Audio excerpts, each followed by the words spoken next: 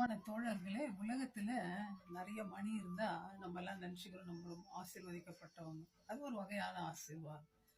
தாவீது என்ன சொல்றாரு தெரியுங்களா? அவனுடைய மீறுதல் மன்னிக்கப்பட்டதோ, எவனுடைய பாவம் மூடப்பட்டதோ அவன் பாக்கியவான்.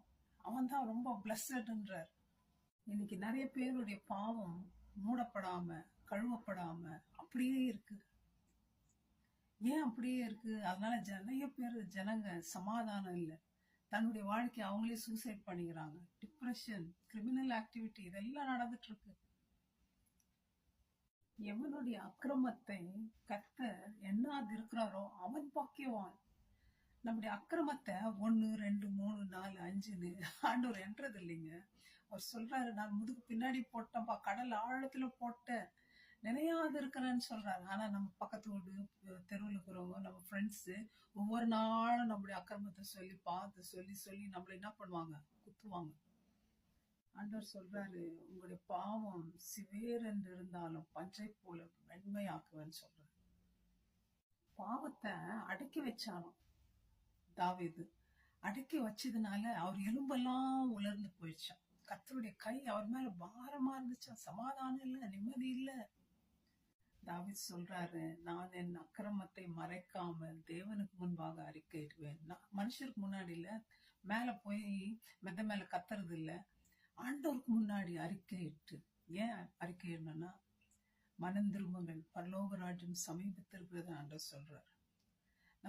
நம்முடைய பாவத்தை அறிக்கையிடும் பொழுது பேதுரு கேட்ட மாதிரி 7 தரம் இல்லை, 70 தரம் ஆண்டவர் நம்ம பாவத்தை மன்னிக்கிறார், கழுவுறார், சுத்திகரிக்கிறார்.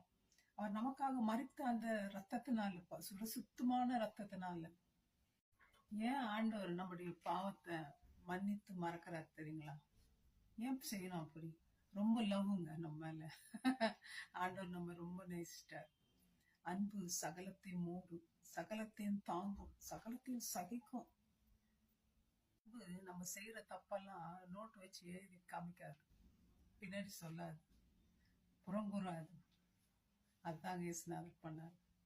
ஆண்டவருடைய கிருபை குருடரா பாவத்துல இருந்த நமக்கு கண் பார்வையை கொடுத்து வெளிச்சத்துல வரும்படி செய்திருக்கார்.